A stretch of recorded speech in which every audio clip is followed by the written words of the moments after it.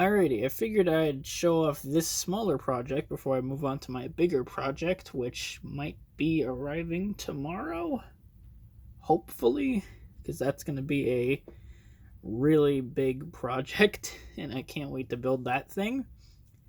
But this car has a pretty interesting history. A while back, you guys might remember that video where I posted. I think I might have posted it on YouTube. I'm not 100% sure.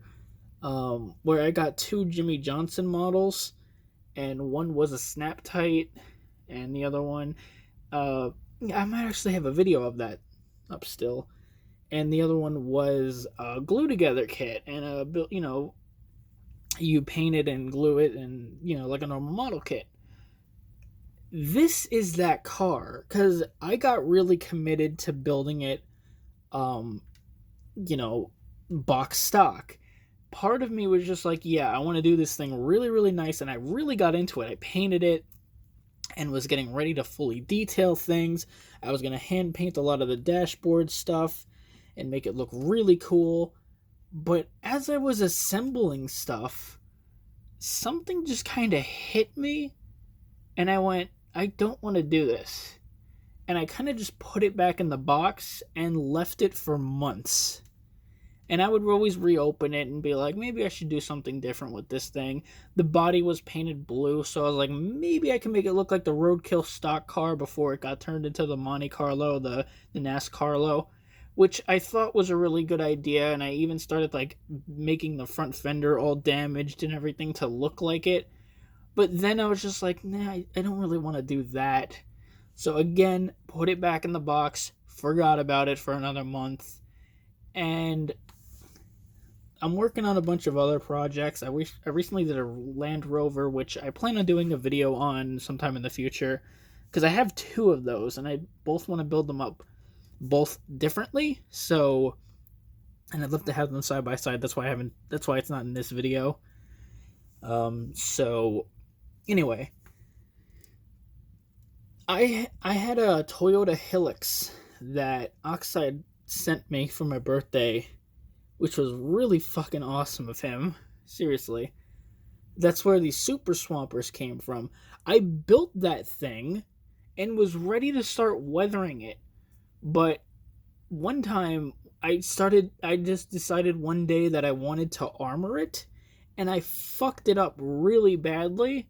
So I kind of just took the thing apart and didn't bother putting it back together again. So I just had suspension parts out. And I'm just like, what if I use these on something different? And I just make the Hilux like on a different frame or different tires or something like that, more like a stock ride height some other time. So that truck might come back later.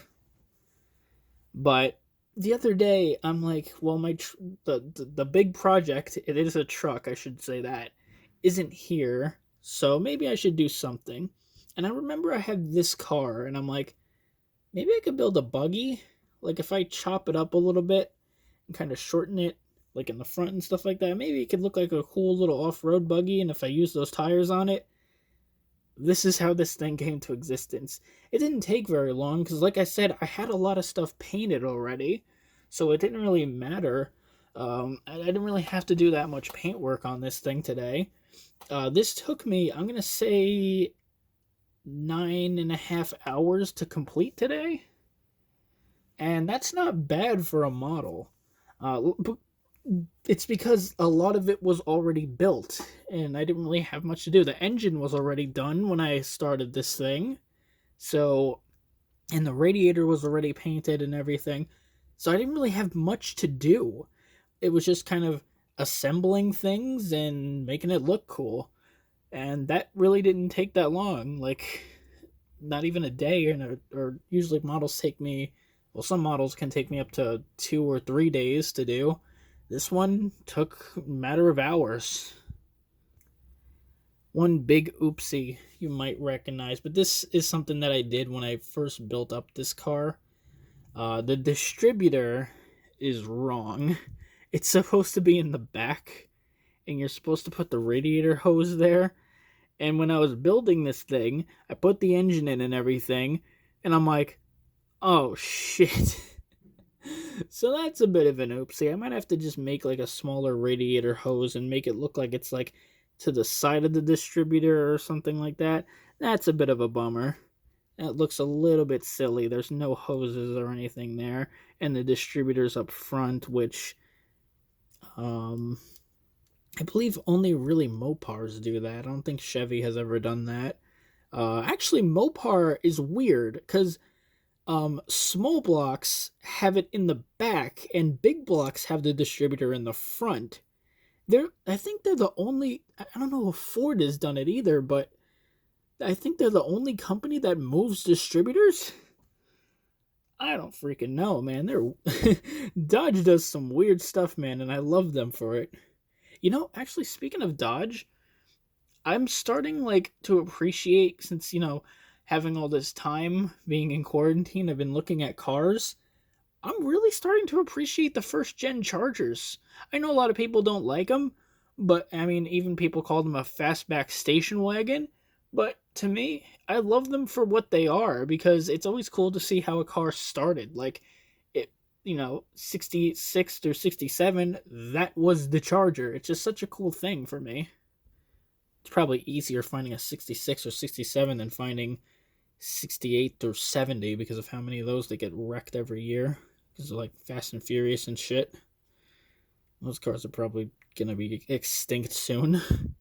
Anyway, on a less depressing note, let's talk more about this thing. I wanted like a more light kind of off-road vehicle. So I didn't do too much armor. I just did the mesh over the front windows. For some reason, I kept thinking of Metro Exodus while playing this, while building this thing because I was playing through that game recently. That's actually a really good game. I actually plan on comparing the novel to 2033 because Metro 2033, I've played through that game so much, I know like every single story thing, and I'm like, I wonder how the game is compared to the book. Because I played the game a lot, and I really want to know how the book is. I know that there's some differences. I know that the truck in the game is much different than the truck that's in the book.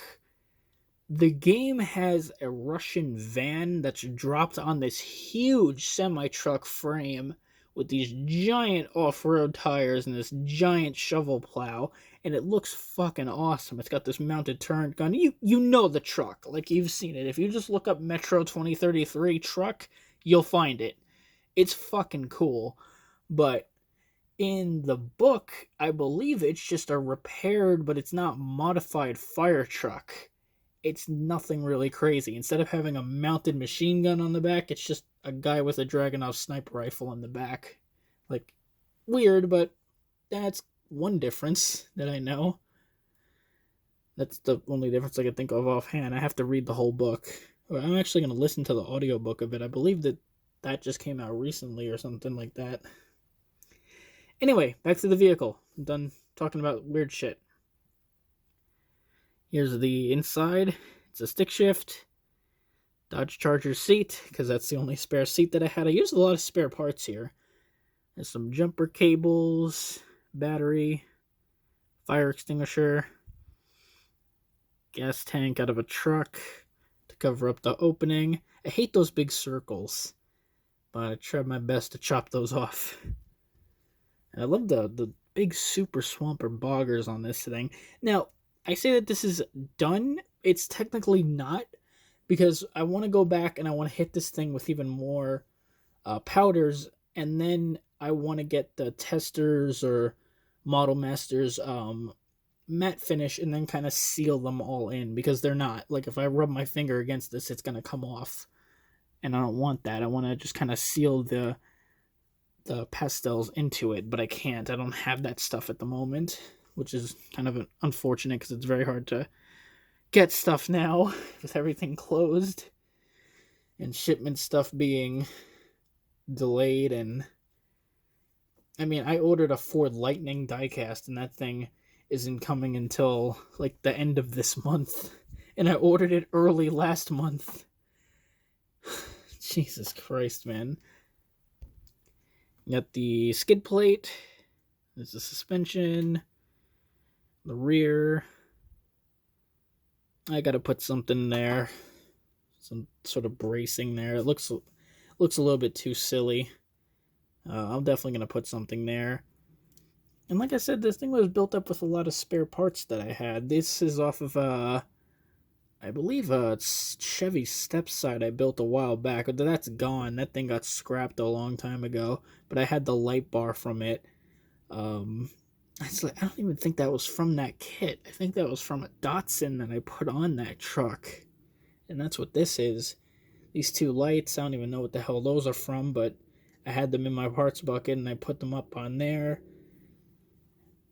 Yeah, I chopped the front so it's a bit more lighter. It's not as long because the front usually comes out to like that, and there's like a big point where it connects to it connects to the body of the vehicle of the NASCAR. And I chopped that. Simple, but I think it works. It's gotten good feedback online. A lot of people on Facebook really like it, and yeah, I mean, for a NASCAR kit, I think that they're really, really cool. NASCAR model kits you can do a lot with. You can modify them in various ways, and I think this is kind of a cool way because, if I didn't tell you that this was a NASCAR kit, a lot of people probably wouldn't know. A lot of people probably just think that this is some sort of off-roader, which I think is kind of cool, especially with all the modifications. And, yeah. That's it. Short video, but I mean, it's 11 minutes, it's fine. And yeah, let me know what you guys think of this thing, and I'll see you guys next time.